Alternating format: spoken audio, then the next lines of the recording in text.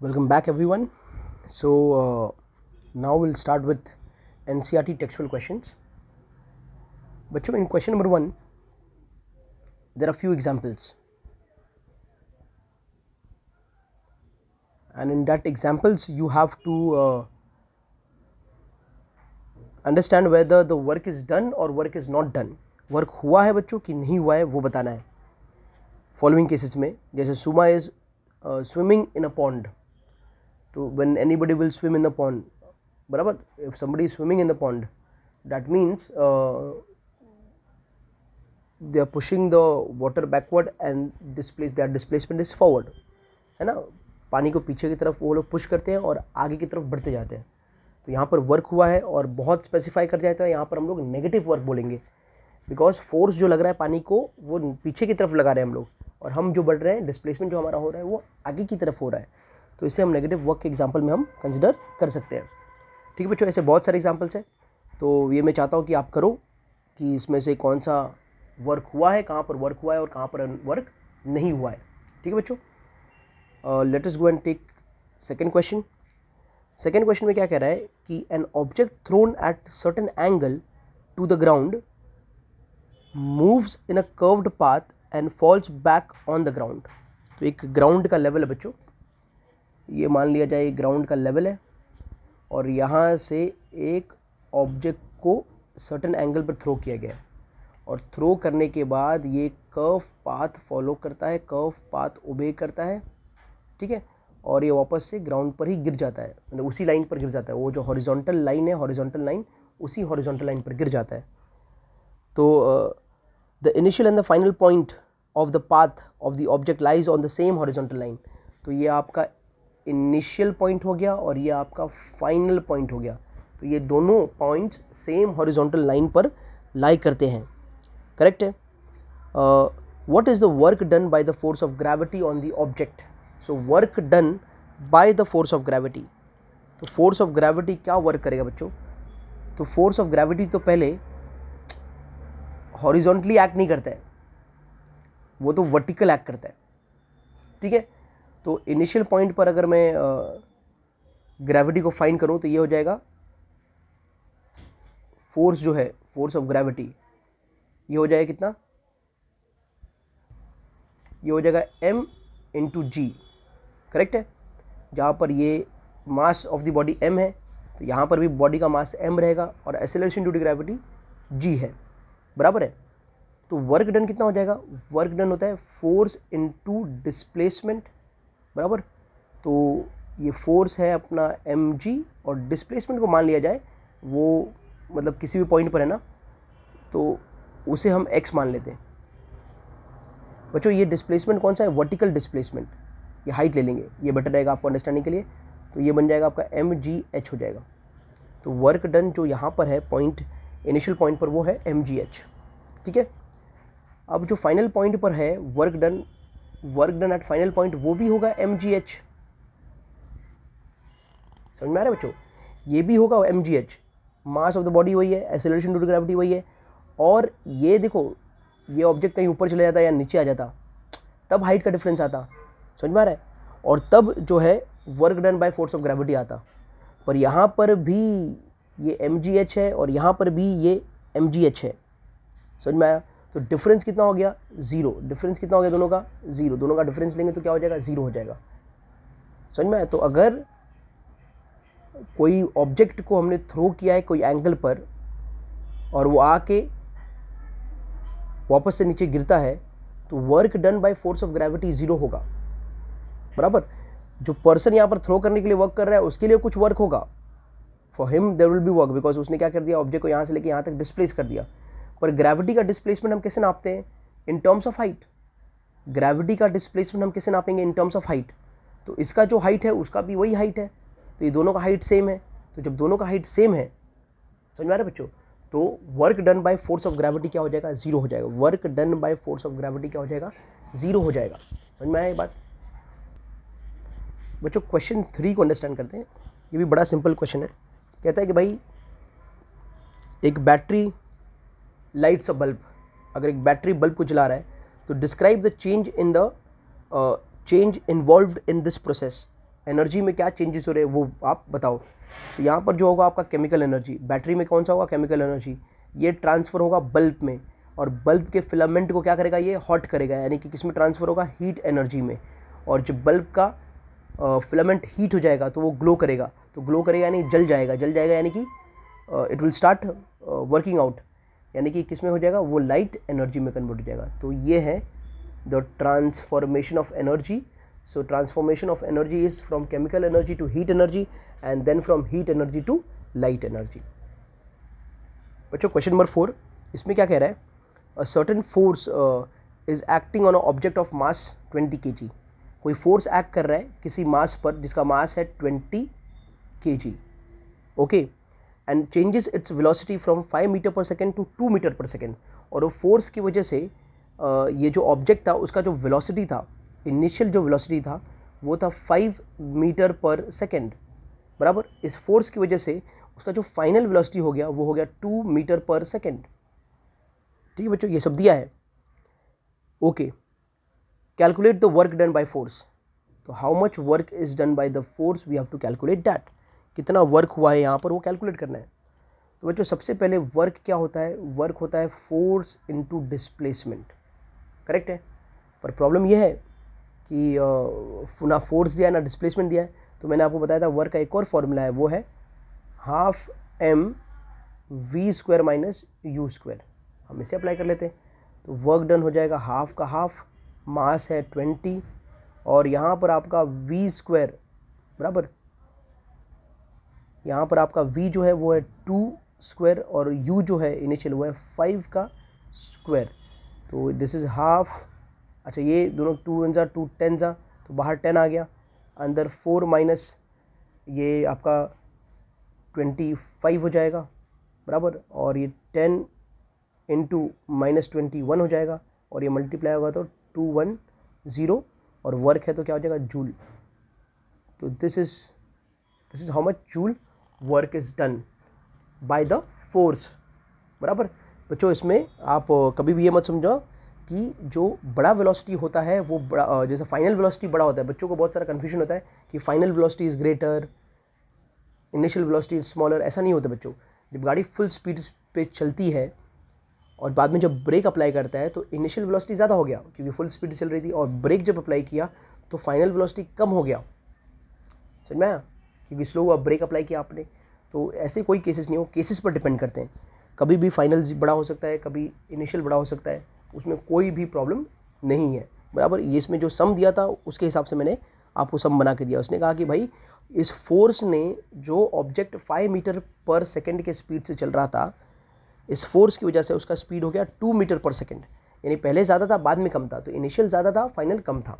इसके लिए आंसर किस में आया, नेगेटिव में आया। तो ये इस फोर्स ने कौन सा वर्क किया है, इस फोर्स ने नेगेटिव वर्क किया है। मतलब क्या होगा इसमें, ऑब्जेक्ट अगर ये डायरेक्शन में बढ़ रहा था या ये डायरेक्शन में फोर्स था तो उसका डिस्प्लेसमेंट कौन से डायरेक्शन में था, ऐसे था। तो अगर फोर्स ऐसा था तो डिस्प्लेसमेंट ऐसे था, ठीक है। तो this force has done a negative work, this force has done a negative work in this case. So question number 5 बच्चों, क्वेश्चन नंबर 5 जो है आपका क्वेश्चन नंबर 2 की तरह ही है। इसमें कह रहा है कि एक मास है 10 kg का, ठीक है, और ये पॉइंट ए पर, एक टेबल के पॉइंट ए पर है, और इसे हमने मूव कर दिया, हमने मूव किया, और इसे हम कहाँ पर ले गए, पॉइंट बी तक ले गए। तो we moved it and took it to point B. If the line joining A and B is horizontal, तो क्या ये जो लाइन ज्वाइन कर रहा है ए और बी, पोजीशन ए और पोजीशन बी को, क्या वो हॉरिजॉन्टल है, उसी टेबल पर ना बच्चों, उसी टेबल पर ही मूव हुआ है, तो ये हॉरिजॉन्टल ही होगा, okay. What is the work done on the object by gravitational force. Gravitational force क्या वर्क करता है इस ऑब्जेक्ट के ऊपर वो पता करो। तो बच्चों हमने मान लिया, ऐसा एक एग्जांपल ले लिया, जो हाइट है इसका h है, टेबल का हाइट जो है h है। तो यहाँ पर वर्क डन क्या हो जाएगा, वर्क डन होता है फोर्स इनटू डिस्प्लेसमेंट। डिस्प्लेसमेंट क्या होगा, h height by force of gravity. Force जो है वो आपका होगा mg इंटू एच, माने 10 इंटू जी इंटू एच, यानी 10gh, बराबर एट पॉइंट ए। और पॉइंट बी पर जो वर्क होगा वो भी होगा फोर्स इंटू डिस्प्लेसमेंट। फोर्स आपका mg इंटू एच, m आपका 10, g आपका g है और h भी सेम है, वही टेबल है बच्चों, टेबल हाइट सेम है, तो ये भी आपका आएगा 10GH बराबर। तो वर्क डन कितना किया, तो इसका डिफरेंस कितना हो गया, इसका डिफरेंस हो गया 0। तो वर्क डन जो है वो एक केस में भी क्या है, 0 है बाय फोर्स ऑफ ग्रेविटी। ये हमारा नहीं, हमने वर्क किया है, हमने इसको यहाँ से यहाँ रख दिया तो ये डिस्प्लेस किया ना, इतना डिस्प्लेस किया, तो जिसने इसको मूव किया उसने वर्क किया है, पर फोर्स ऑफ ग्रेविटी कोई वर्क नहीं कर रहा है, इसके लिए फोर्स ऑफ ग्रेविटी क्या है, 0 है बच्चों। ठीक है, क्योंकि देखो ये फोर्स ऑफ ग्रेविटी नीचे की तरफ ऐसा लगेगा, बड़ा सिंपल से भी अंडरस्टैंडिंग है, और इसका डिस्प्लेसमेंट जो है ऐसा हो रहा है, तो ये दोनों क्या है, परपेंडिकुलर है। जब फोर्स और डिस्प्लेसमेंट एक दूसरे को परपेंडिकुलर होते हैं तो वर्क डन कितना होता है, वर्क डन 0 होता है। समझ में आ गया, एज सिंपल एज दैट।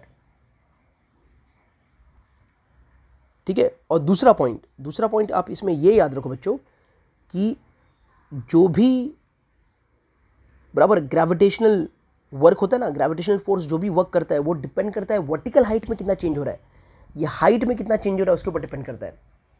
समझ में आ रहा है, ग्रेविटेशनल फोर्स कितना वर्क कर रहा है वो अगर जानना है तो वो सिर्फ जान लो कि कितना, क्या पहले इसका हाइट h था, बाद में इसका हाइट 2h हो गया, या हाइट हाफ ऑफ h हो गया। तो जब हाइट में डिफरेंस आएगा ना तब ग्रेविटेशनल फोर्स वर्क करेगा।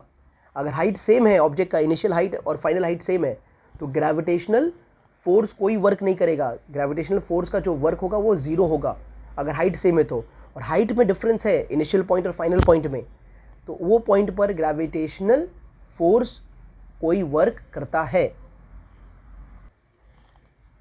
बच्चों क्वेश्चन नंबर 6 ये कहता है कि the potential energy of a free falling object decreases progressively, does this violets the law of conservation of energy.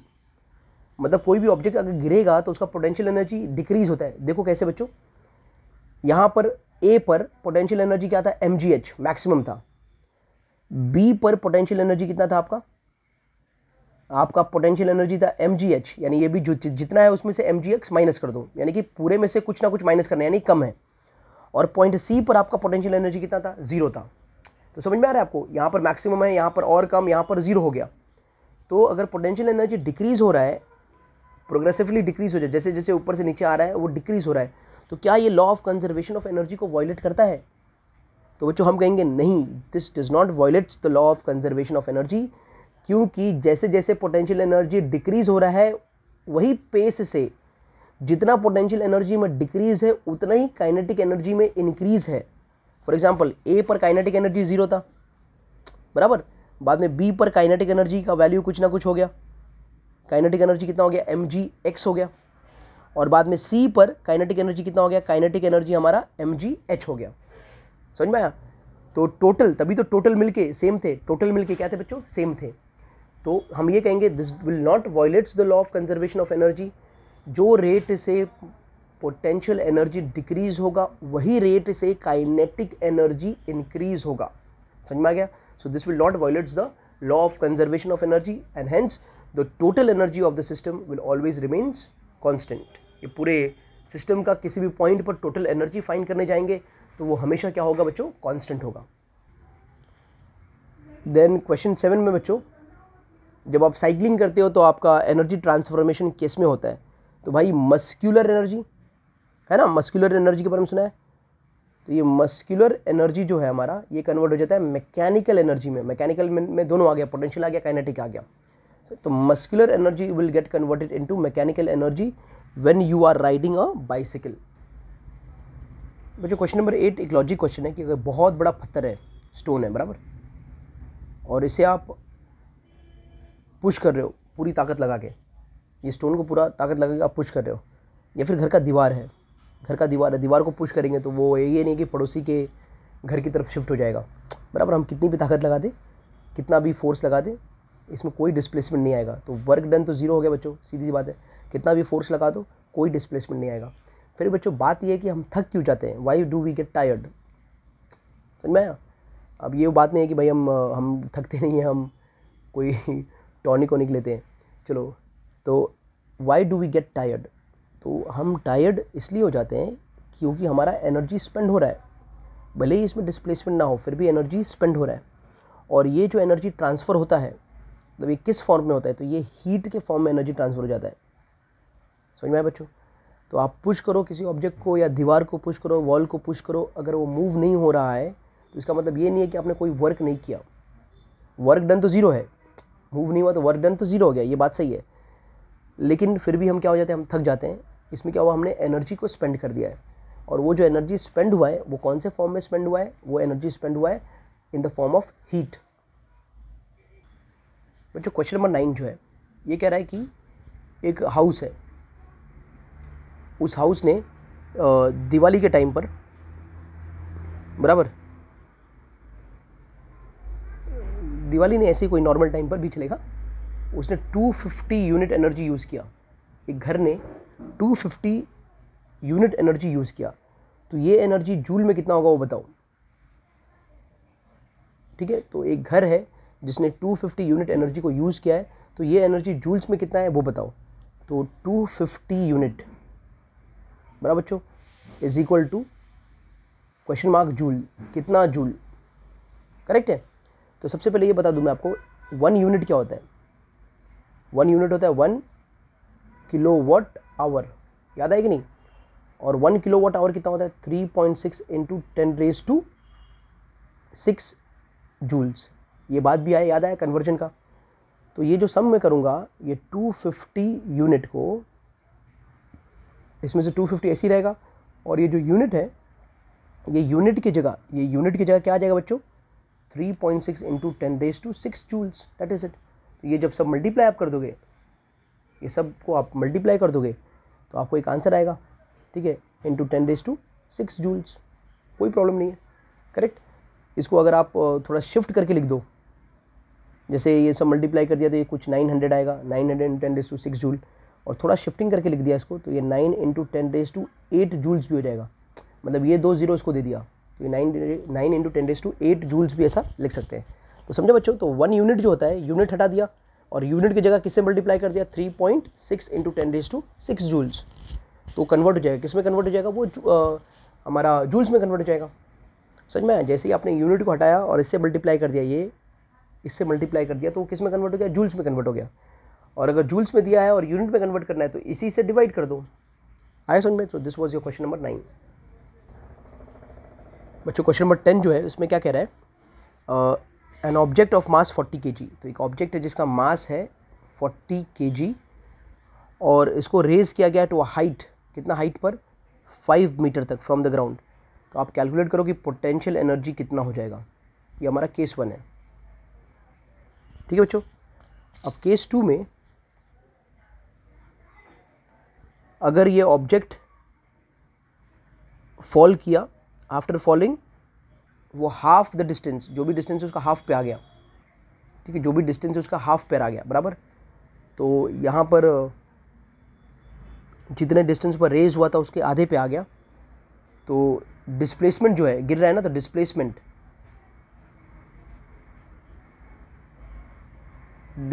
जो है वो हाइट बाई 2 है, मतलब जो भी हाइट पर रेज हुआ था उसका आधा आ गया। ये बात को समझो बच्चों, ठीक है। डिस्प्लेसमेंट जो है वो हाइट बाई 2 है, तो इसका काइनेटिक एनर्जी कितना होगा वो फाइंड करो। वो हाफ डिस्टेंस पर काइनेटिक एनर्जी कितना होगा वो फाइंड करो। तो सबसे पहले आते हैं बच्चों हम लोग यहाँ पर पोटेंशियल एनर्जी फाइंड करते हैं। पोटेंशियल एनर्जी का फॉर्मूला होता है mgh, as simple as that. m है 40, g जो है वो 10 लेते हैं अप्रॉक्सीमेटली और हाइट को 5 ले लेते हैं। ये जब हम सब मल्टीप्लाई करेंगे तो 4 5 20 और ये डबल 0 और 2 0, तो ये पोटेंशियल एनर्जी जो है ये हमारा आ गया 2000। कितना आ गया बच्चों, 2000। और एनर्जी का यूनिट क्या है, जूल है। पोटेंशियल एनर्जी का यूनिट भी क्या है, जूल। तो ये 2000 जूल हो गया, करेक्ट बच्चों। अब बात करते हैं हम काइनेटिक एनर्जी की। तो बच्चों काइनेटिक एनर्जी, बराबर, जब ऑब्जेक्ट नीचे की तरफ गिर रहा था, बराबर, जब हम law of conservation of energy कर रहे थे, तो उसमें जो आपका सेकेंड केस था, जब ऑब्जेक्ट बी पर पहुंचा था, तो उसमें हमने देखा था काइनेटिक एनर्जी ये भी होता है mgx, जहाँ पर x होता है डिस्प्लेसमेंट। x क्या होता है, डिस्प्लेसमेंट। काइनेटिक एनर्जी में हम डिस्प्लेसमेंट को नोट करते हैं, पोटेंशियल एनर्जी में हम हाइट को नोट करते हैं। तो ये mg और x, बच्चों डिस्प्लेसमेंट, ये डिस्प्लेसमेंट कितना है, ये है h/2। तो आपका काइनेटिक एनर्जी कितना हो जाएगा, mgh/2 हो जाएगा। मतलब mgh कितना था, mgh तो 2000 था, 2000/2, ये आपका कितना हो जाएगा, 1000 जूल। कितना हो जाएगा, 1000 जूल, तो ये हाफ हाइट पर आ गया, तो काइनेटिक एनर्जी कितना हो जाएगा आपका 1000 जूल हो जाएगा। आया समझ में? क्वेश्चन नंबर 11, क्वेश्चन नंबर 11 में है what is the work done by force of gravity on a satellite moving around the earth. तो फोर्स ऑफ ग्रेविटी, ग्रेविटी का जो फोर्स होगा बच्चों किसकी तरफ होगा, वो ऐसे होगा, ये होगा आपका force towards the centre of the earth, ये ग्रेविटी का फोर्स का डायरेक्शन होगा। और ये जो हमारा सैटेलाइट है वो कैसे डिस्प्लेस करेगा, तो ये ऑर्बिट, बराबर, ये जो ऑर्बिट होगा उसको टेंजेंशियल डिस्प्लेस करेगा, ये जो ऑर्बिट होगा उसको हमेशा टेंजेंशियल इसका डिस्प्लेसमेंट होगा। तो हमेशा ही ये डिस्प्लेसमेंट का डायरेक्शन हो गया और ये फोर्स का डायरेक्शन हो गया। तो एट एवरी पॉइंट बच्चों, at every point the displacement and force are perpendicular to each other, the displacement and force are perpendicular to each other. तो जब डिस्प्लेसमेंट और फोर्स एक दूसरे को परपेंडिकुलर होंगे तो वर्क डन क्या हो जाएगा बच्चों, वर्क डन हमेशा क्या हो जाएगा, जीरो हो जाएगा। समझ में आया? तो why the work done is zero here, because the direction of force and the direction of displacement, satellite का डिस्प्लेसमेंट हमेशा टेंजेंशियल होगा, tangential to the orbit in which it is rotating. तो अगर ये ऑर्बिट है रोटेशन का तो उसको टेंजेंशियल, जो ये ऑर्बिट है रोटेशन का तो उसको हमेशा टेंजेंशियल, ये ऑर्बिट है रोटेशन का तो उसका हमेशा टेंजेंशियल। ये वही होगा जब हम कोई चीज़ रस्सी में बांध के और उसे गोल गोल घुमाएंगे। समझ में आया? ओके, क्वेश्चन नंबर 12 जो है बच्चों ये थोड़ा लॉजिकल है। ये क्वेश्चन में ये पूछ रहा गया है कि can there be displacement of an object in the absent of any force. ठीक है, क्या ऑब्जेक्ट में डिस्प्लेसमेंट हो सकता है अगर फोर्स कोई नहीं है, तो एब्सेंस ऑफ फोर्स में क्या ऑब्जेक्ट में डिस्प्लेसमेंट हो सकता है। तो बच्चों इसके लिए Newton first law of motion को हम एग्जाम्पल लेते हैं। तो ये कहता है भाई अगर ऑब्जेक्ट रेस्ट पर है तो रेस्ट पर रहेगा, और ऑब्जेक्ट मोशन में है तो मोशन में ही रहेगा। कब तक? जब तक कोई उसके ऊपर एक्सटर्नल अनबैलेंस फोर्स एक्ट नहीं करता। तो ये केस में तो क्लियर दे दिया है, no unbalanced force is acting, कोई अनबैलेंस्ड फोर्स एक्ट नहीं कर रहा है। तो अगर हमारा ऑब्जेक्ट मोशन में है तो उसमें डिस्प्लेसमेंट होगा। ठीक है, इनिशियली हमारा ऑब्जेक्ट अगर मोशन में है और दूसरा कोई फोर्स उसके ऊपर एक्ट नहीं कर रहा है तो उसमें क्या होगा, डिस्प्लेसमेंट होगा। और वही अगर हमारा ऑब्जेक्ट रेस्ट पर है तो if the object is at rest it will remain at rest if no external unbalance force is acting on it. तो न्यूटन लॉ ने ये दोनों ही चीज़ को आंसर दे दिया। अगर ऑब्जेक्ट रेस्ट पर है तो भाई इसमें कोई डिस्प्लेसमेंट नहीं है, पर ऑब्जेक्ट अगर मोशन में है और उसके ऊपर कोई दूसरा फोर्स एक्ट नहीं कर रहा है तो वो कुछ ना कुछ डिस्प्लेसमेंट करेगा। समझ में आया? So you got both the answer from the Newton's first law of motion. Question number 13 क्या कह रहा है, एक इंसान ने अपने सर के ऊपर बराबर एक वेट घास का वजन उठा कर रखा है और वो 30 मिनट से एक ही जगह पर उठा कर रखा है उसे। तो क्या कोई वर्क हुआ है यहाँ पर, is there any kind of work done. तो प्रॉब्लम ये है बच्चों कि फोर्स तो नीचे की तरफ है, करेक्ट है, फोर्स नीचे की तरफ है, ये फोर्स ऑफ ग्रेविटी है। ह्यूमन का अगर फोर्स अप्लाई करेंगे तो वो ऊपर की तरफ है, ये जो उसको उठा के रख रहा है अगेंस्ट ग्रेविटी। पर प्रॉब्लम ये है कि डिस्प्लेसमेंट जीरो है, देयर इज नो डिस्प्लेसमेंट, कोई डिस्प्लेसमेंट नहीं हो रहा है। तो अगर डिस्प्लेसमेंट जीरो है तो वर्क होता है F इंटू एस। अगर S जीरो हो गया तो वर्क डन भी क्या हो गया, जीरो हो गया। तो work done in this case बराबर, so has he done some work और not, justify your answer. So there has been no work done, correct, कोई भी वर्क हुआ नहीं है। वो टायर्ड इसलिए हो जाता है भाई कि कुछ एनर्जी स्पेंड हुआ है in the form of heat to hold it on the head, इसके लिए वो टायर्ड हो जाएगा। लेकिन वर्क डन वो उसने कुछ भी नहीं किया है। थोड़ा फनी वे से समझ लेते हैं भाई, ये हे जो है ना सर पर लेके खड़ा है, ठीक है, सिर्फ लेके खड़ा है। अरे जब ये गाय तक पहुंचाएगा नहीं तो इसने काम कहाँ किया। अरे समझ में आया कि नहीं, अगर ये गायों तक पहुंचा देता, भैंसों तक पहुंचा देता, उनको खिला देता, बकरियों को खिला देता, तो ये तब तो कुछ काम करता। आए बात समझ में। तो अगर हे सिर्फ ये सर पर लेके खड़ा है तो ये कोई काम नहीं कर रहा है जी। बच्चों क्वेश्चन 15, क्वेश्चन 15 नहीं बच्चों, क्वेश्चन 14 है जो है। 14 में ये कह रहा है भाई there is a electric heater जिसका पावर है 1500 वाट। बच्चों कभी नहीं समझ में आया कि क्या दिया है तो आप नंबर के पीछे यूनिट देखो, ये वाट है। वाट किसका यूनिट है, पावर का यूनिट होता है। तो ये 1500 वाट इसका पावर है और ये कितने टाइम के लिए यूज़ हो रहा है, 10 घंटे के लिए यूज़ हो रहा है। तो इसने कितना एनर्जी कंज्यूम किया वो फाइंड करो, how much energy it has been consume कितना किया है वो फाइंड करो। तो एनर्जी कंज्यूम क्या होता है बच्चों, power into time into number of days. Number of days तो दिया नहीं है, ठीक है। अब यहाँ एनर्जी कंज्यूम्ड, कन्फ्यूजन ये है कि भाई जूल्स में फाइंड करें, तो जूल्स में फाइंड करने के लिए वॉट चाहिए, ये सेकंड में चाहिए, टाइम सेकंड में चाहिए, और ये वॉट में चाहिए, तो ये वॉट में है पर ये टाइम सेकंड में नहीं। अगर एनर्जी कंज्यूम्ड हम किलो वॉट आवर में फाइंड करें, यानी यूनिट में फाइंड करें, किलो वॉट आवर यानी कि यूनिट, तो प्रॉब्लम ये है कि ये वॉट में है, ये तो आवर्स में चलेगा, ये आवर्स में चलेगा, पर ये किलो वॉट में चाहिए, तो कन्वर्जन तो करना ही पड़ेगा बच्चों। तो बेटर क्या है, आप किलो वॉट आवर में फाइंड कर लो, तो आप इसको कन्वर्ट कर दो, तो ये 1500 अपॉन 1000, तो ये हो जाएगा किलो वॉट में, ठीक है बच्चों। तो ये हो जाएगा आपका 1.5 किलो वॉट।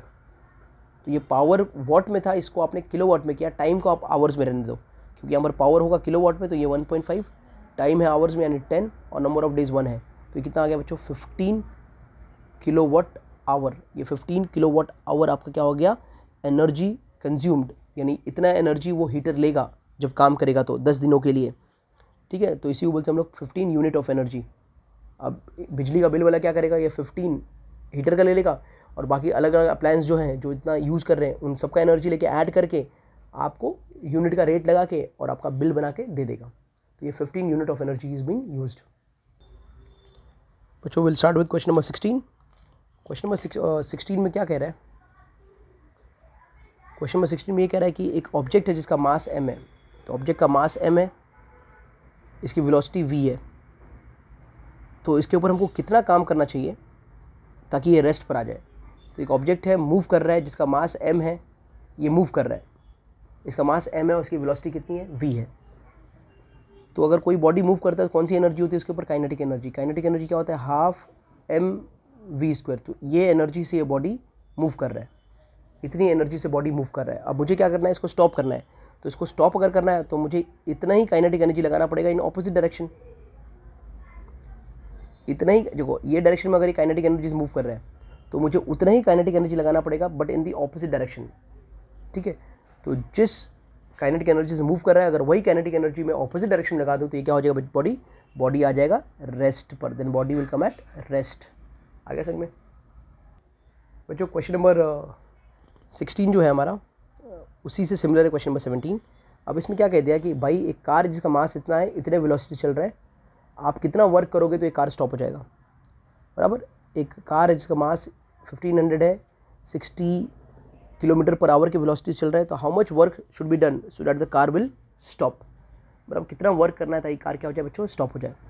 तो इसमें सोल्यूशन में हम क्या करते हैं, हम सबसे पहले ये केजी में और 1 किलोमीटर पर आवर है, तो इसको हम लोग मीटर पर सेकंड में कन्वर्ट करते हैं। तो ये 60 इंटू किलोमीटर पर आवर को अगर हम मीटर पर सेकंड में कन्वर्ट करेंगे तो किलोमीटर को आप 1000 से मल्टीप्लाई कर दो, और टाइम को 60 इंटू 60 से मल्टीप्लाई कर दो। एक 60 गया, तो ये आपका 1000/60 बच जाएगा, ये गया कट हो गया, तो ये आपका 50/3 ये मीटर पर सेकेंड में कन्वर्ट हो गया, ठीक है बच्चों। This has been converted to 50/3 metre per second, ये हो गया। अब हम क्या करते हैं, अब हमने क्या देखा, अगर भाई इसके पास वेलोसिटी भी है, मास भी है, तो इसके पास कुछ ना कुछ काइनेटिक एनर्जी होगा। तो काइनेटिक एनर्जी होता है half mv², that is half का हाफ है, m है 1500 और v है हमारा 50/3, ठीक है बच्चों। तो ये 3 1 जा 3, ये 500 जा हो गया, ये अपना आ गया, ये 250 आ गया। और एक प्रॉब्लम ये रहा कि v² था, तो एक और 50/3 लेना पड़ेगा, ठीक है बच्चों। तो ये आपका 250 इंटू 50/50/3, ये जब सब डिवाइड कर देंगे तो हमारा आंसर आएगा 28,333.3 जूल्स। ये सब जब डिवाइड करेंगे तो हमारा आंसर ये आएगा। ये काइनेटिक एनर्जी है, यानी कि मतलब इतने ही एनर्जी से अगर मैं उसको ऑपोजिट डायरेक्शन में अप्लाई करूँगा तो बॉडी किस पे आ जाएगा, रेस्ट पर आ जाएगा। अगर इतनी एनर्जी मैंने ऑपोजिट डायरेक्शन में अप्लाई किया तो क्या हो जाएगा, वो रेस्ट पर आ जाएगा। तो ये एनर्जी रिक्वायरमेंट है उसको स्टॉप करने का, ठीक है बच्चों।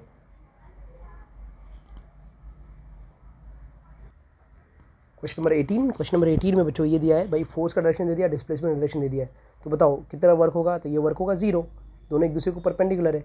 ये कितना वर्क होगा पॉजिटिव, दोनों सेम डायरेक्शन में। कितना वर्क होगा नेगेटिव, दोनों ऑपोजिट डायरेक्शन में। ओके, क्वेश्चन नंबर 19 में बच्चों क्या कह रहा है, Soni says that acceleration of the object could be 0 even if several forces are acting on it. अगर कुछ फोर्स ऑब्जेक्ट पर एक्ट भी कर रहे हैं ना तो भी उसका एक्सेलरेशन 0 हो सकता है। ठीक है, क्या ऐसा हो सकता है? क्या आप जस्टिफाई कर पाओगे इस चीज़ को? तो बच्चों यस, बिल्कुल हो सकता है। कब होगा ये? When opposite force acts on object. तो opposite force acts on object but equal in magnitude.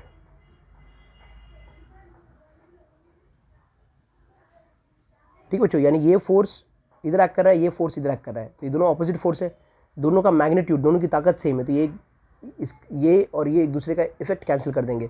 Similarly ये और ये एक दूसरे का इफेक्ट कैंसिल कर देंगे। सो द नेट फोर्स जो होगा, नेट फोर्स क्या हो जाएगा बच्चों? नेट फोर्स हो गया 0। तो अगर नेट फोर्स 0 हो गया तो एसेलरेशन क्या हो जाएगा? एसेलरेशन क्या हो जाएगा बच्चों? एसेलरेशन भी हो जाएगा 0। समझ में आया बच्चों? तो अगर net force, total force acting on a body is 0, then acceleration is 0।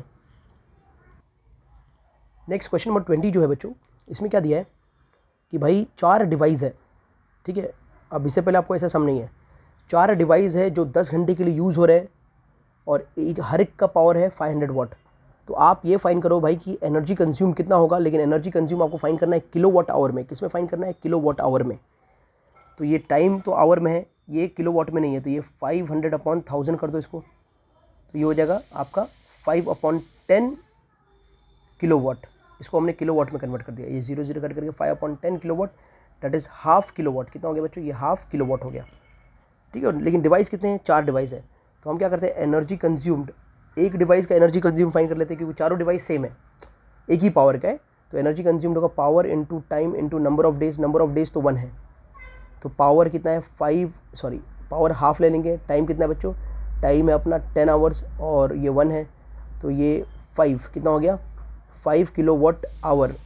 ये हो गया एक अप्लायंस का, लेकिन कितना अप्लायंस है? 4 है, तो energy consumed by 4 will be 4 into 5, that is 20 kilowatt hour. तो energy consume by 4 appliance will be 20 kilowatt per hour. ठीक है बच्चों। क्वेश्चन नंबर 21 में क्या कह रहा है भाई? If a freely falling object, एक ऑब्जेक्ट जो है वो फ्रीली फॉल कर रहा है और आके वो ग्राउंड को हिट करता है, तो उसके काइनेटिक एनर्जी क्या हो जाता है? What happens to the kinetic energy? So when a freely falling the energy remains constant. कोई बॉडी फ्रीली फॉल करता है, ये देखा था हमने law of conservation of energy में, तो उसका एनर्जी क्या होता है? हर पॉइंट पर कांस्टेंट होता है, सेम होता है। Potential energy is transformed into kinetic energy. तो ये यहाँ पर पोटेंशियल एनर्जी मैक्सिमम था ऊपर के पॉइंट पर, बराबर है, और जैसे जैसे नीचे आता है अब काइनेटिक एनर्जी लगता है बढ़ने और पोटेंशियल एनर्जी लगता है घटने। When the object reaches the ground, जब ऑब्जेक्ट ग्राउंड को रिच करेगा, its velocity is 0। Final velocity क्या हो जाएगा? अब इसका 0 हो जाएगा, है कि नहीं? जब ये ग्राउंड को टच कर देगा तो फाइनल वेलोसिटी क्या हो जाएगा? 0। अब काइनेटिक एनर्जी क्या होता है? ½ mv² होता है। अगर फाइनल वेलोसिटी 0 तो काइनेटिक एनर्जी क्या हो जाएगा बच्चों? Kinetic energy 0